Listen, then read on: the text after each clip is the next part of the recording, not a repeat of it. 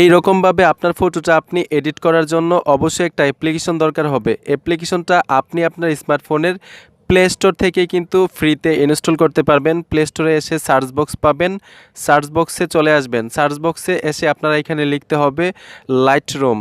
Lightroom লেখার সাথে সাথে এই অ্যাপ্লিকেশনটা চলে আসবে। এইখানে দেখুন 100 MB ডাউনলোড হয়েছে। এই অ্যাপ্লিকেশনটা লোগোটা আপনারা ভালোভাবে দেখে রাখুন। এইখানে আমি ইনস্টল করে রেখেছি। এইখান থেকে আপনারা ইনস্টল করে নেবেন। কিভাবে ওপেন করবেন তাও এখন আপনাদেরকে দেখিয়ে দিব। অ্যাপ্লিকেশনটার উপরে ক্লিক করে দেওয়ার সাথে সাথেই এরকম একটা ইন্টারফেস চলে আসবে। এই ইন্টারফেসটা যখন চলে আসবে এইখানে দেখুন স্কিপ নামে একটা অপশন আছে। স্কিপের উপরে আপনারা ক্লিক করে দিবেন। এই অ্যাপ্লিকেশনটা ওপেন করার জন্য অবশ্যই একটা জিমেল দিয়ে সাইন ইন করতে হবে, অথবা আপনার যদি ফেসবুক আইডি থাকে খুব সহজে এই অ্যাপ্লিকেশনটা আপনারা ওপেন করতে পারবেন। তো আমি ফেসবুক দিয়ে ওপেন করব। ফেসবুকের উপরে ক্লিক করে দিলাম। ফেসবুকের উপরে ক্লিক করে দেওয়ার সাথে সাথে কিন্তু এই অ্যাপ্লিকেশনটা অলরেডি ওপেন হয়ে গেছে। অ্যাপ্লিকেশনটা ওপেন হওয়ার পরে এখানে দেখুন জিরো ফটো, মানে এইখানে কোনো ধরনের ফটো নাই। আমরা এখন একটা ফটো সিলেক্ট করব, যেই ফটোটা এডিট করবেন এই ফটোটা কিন্তু এইখানে সিলেক্ট করতে হবে। সিলেক্ট করার জন্য এইখানে দেখুন প্লাস একটা আইকন পাবেন, প্লাস আইকনটার উপরে ক্লিক করে দিবেন। যদি পারমিশন চাই আপনারা অ্যালাউ করে দিবেন। অ্যালাউ করে দেওয়ার সাথে সাথে আপনার গ্যালারির অল ফটো এইখানে চলে আসবে। এইখানে আপনার অল গ্যালারির ফটো আসার পরে একটা ফটো সিলেক্ট করতে হবে, যেই ফটোটা আপনি এডিট করতে চান। তো আমি একটা ফটো সিলেক্ট করে দিলাম। ফটো সিলেক্ট করার পরে এইখানে দেখুন অ্যাড নামে একটা অপশন চলে আসবে, অ্যাডের উপরে ক্লিক করে দিবেন। তো এখন এখান থেকে ফটোটা আমরা সিলেক্ট করব এডিট করার জন্য। ফটোটার উপরে ক্লিক করে দিলাম। ফটোটার উপরে ক্লিক করে দেওয়ার সাথে সাথে ফটোটা এখানে চলে আসবে। ফটোটা আসার পরে এইখানে দেখুন আপনারা অনেকগুলা অপশন পাবেন, ঠিক আছে। এই অপশনগুলা থেকে কালার নামে একটা অপশন পাবেন, কালারের উপরে আপনারা ক্লিক করে দিবেন। কালারে আসার পরে এই রকম একটা ইন্টারফেস চলে আসবে।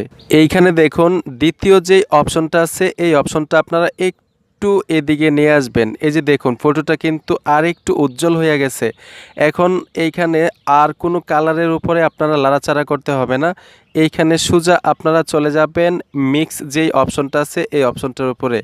এই অপশনটার উপরে আসার পরে ঠিক এরকম একটা ইন্টারফেস চলে আসবে। এইখানে আপনারা দুইটা যে কালার দেখতেছেন লাল, এই দুইটা কালার কিন্তু ফেসের জন্য। যেহেতু এই ফটোটা ফেস দেখা যাচ্ছে না, এই দুইটা কালার আমাদের দরকারই নাই। এইখানে যেই অরেঞ্জ কালারটা দেখতেছেন এই অরেঞ্জ কালারটার উপরে ক্লিক করে দিবেন। অরেঞ্জ কালারটার উপরে ক্লিক করে দেওয়ার পরে যেই কালারের অপশনটা আছে এই অপশনটা একদম 100%-এ নিয়ে আসবেন। 100%-এ নিয়ে আসার পরে আপনারা ফটোটার দিকে একটু ফলো রাখবেন যে কত সুন্দরভাবে এডিটটা হচ্ছে।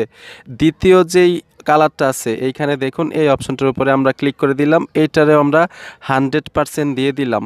100% দেওয়ার পরে আপনারা আবার তৃতীয় অপশনটার উপরে চলে আসবেন। এইটাকে আমরা করে দিব 40%। এইখানে দেখুন 50% দিলেও পারেন।